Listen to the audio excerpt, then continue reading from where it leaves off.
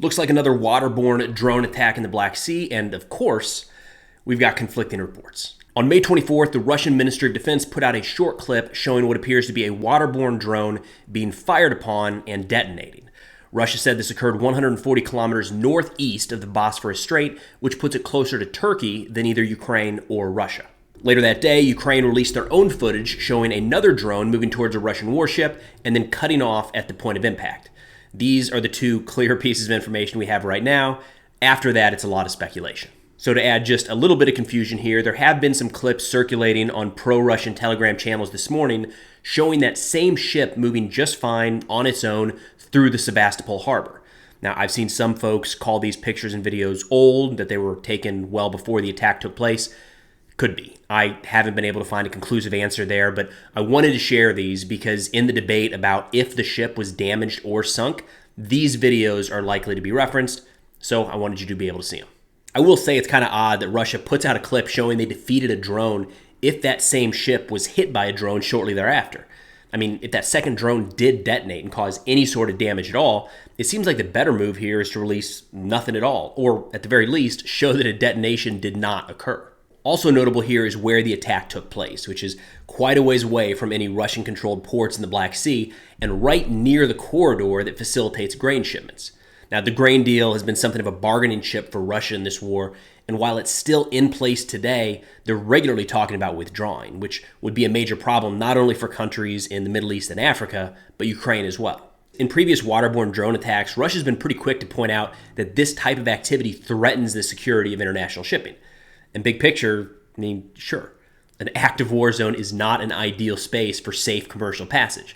But those previous strikes have often been close enough to Sevastopol where that's sort of been accepted in the international community. Now, depending on where this wave of drones was launched from, it potentially crossed a lot of open sea to get to its target, which may add some hesitation to commercial shipping operations in the region. And I haven't seen any announcements or suggestions on that front, just something that comes to mind when looking at the location of this strike. All right, remember that drone attack against the Kremlin earlier this month? Well, U.S. intelligence officials just put out that they believe Ukraine was behind that attack. Now, right when this happened, there was a lot of talk about it being a potential false flag operation. Essentially, that Russia staged the attack to make it look like it was Ukraine so they could escalate or retaliate. I was a little skeptical of that false flag narrative at first. I mean, for starters, Russia doesn't need a false flag to do anything. They've increased strikes and changed targets multiple times in this war without the need to pin it on any specific event. On top of that, a strike against the Kremlin raised questions of how the Russian capital was that vulnerable. Not sure that was a good trade-off for Russia.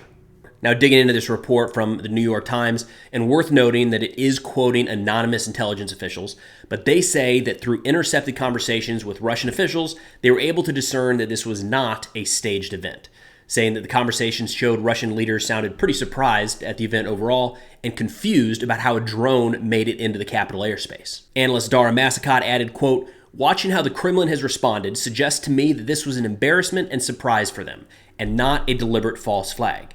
She continued, quote, "The strikes also undermine the perception of Moscow's airspace surveillance capabilities and that the Kremlin is secure. These are important perceptions that they would like to maintain." In this same article, a topic I brought up yesterday was mentioned as well. It's the idea that organizations inside of the Ukrainian military and intelligence services may be operating outside of Zelensky's direct control. And I think this is an important aspect to talk about. This war, like most, is messy and everyone is not going to be on the same page. I mean, there's certainly groups and individuals inside of Ukraine that want to take the fight to Russian soil yesterday, and understandably so. That puts the U.S. and NATO in an interesting spot. I mean, if Zelensky doesn't have complete control over some of these groups, there's no way NATO does. So what happens if one of these organizations or individuals crosses a red line that Russia decides to enforce? Hypothetically, what if that drone strike in Moscow had killed Putin or another top government official? That changes the war quite a bit. Shifting over to equipment and aid to Ukraine. As of late, F-16s have really been top of the news because a handful of countries have pledged to train Ukrainian pilots on the platform, and the U.S. has said that they will not block the transfer of those aircraft to Ukraine. Now, as the original exporter of that system, we, the United States, have this sort of clause where we have to approve any transfers beyond the original nation that we sent them to. I'm not sure that's ever really been challenged in the past, like a country decides to transfer them without our approval. So I'm not sure how that would play out. But either way, it looks like the U.S. has opened that door, so it's not going to be an issue here. Dates on all of that are still pretty vague. I have seen that training could begin in the next few weeks or months, which means that if all goes smoothly, you might start to see F-16s in Ukraine late fall, early winter of this year. The F-16 is a platform that Ukraine's been asking for really since day one and now appears to be in the works of heading that way. But it raises the question, why now? Or why did it take this long to come to a yes? And I think General Milley, the chairman of the Joint Chiefs of Staff, gave a great summary on some of the considerations here. In a recent press conference, he said, quote, "What's the problem to be solved? The problem to be solved, it's controlled airspace. The fastest, quickest, and cheapest way to control the airspace was from the ground. You can either do it from the air or the ground, and providing effective integrated air defense systems at the low altitude, short range altitude, mid-range, and high altitude long range, that is the most effective way to deny air superiority to the Russians, and that's exactly what they, the Ukrainians, did." End quote. So essentially, if we go back to the start of the war, a few Western jets wouldn't have had nearly the impact that the flood of short, medium, and long-range air defense assets have. And you get a lot more air defense for the price of one jet. General Milley added, quote, 10 F-16s is $1 billion.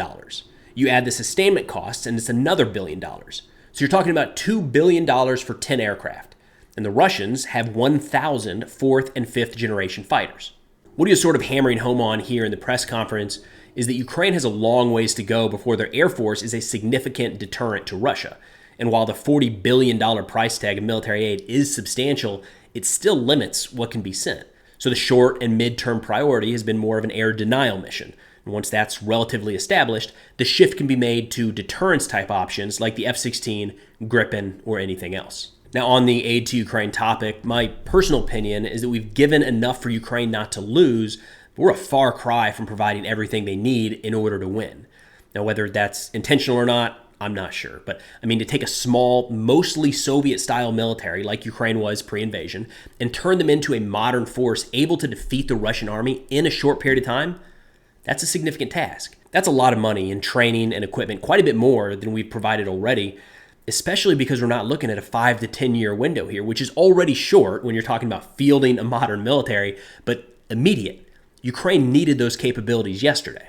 When you look at the cost of fielding a modern air force alone, one that can rival one of the largest militaries in the world, you can see how $40 billion in a year is really just a start, which brings me back to the idea here that we're providing enough for Ukraine not to lose, but maybe not enough for them to win and fully push Russia out of the occupied territories. But that's all I got for now, and if you've made it this far, don't forget to check out Tip of the Spear landmine removal. The link to their website is in the description below. Thanks for watching. Have a great weekend. See y'all next time.